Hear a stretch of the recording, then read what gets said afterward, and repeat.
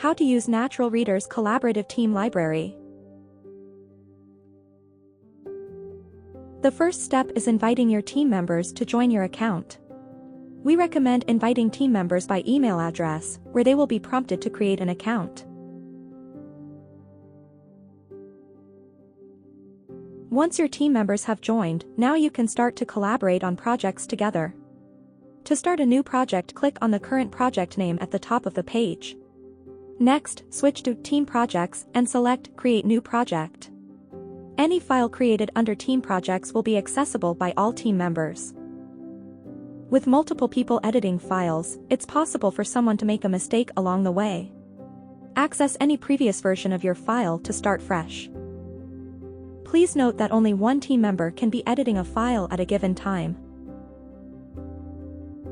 If you are interested in starting a team account, visit our website to learn more. Thanks for watching.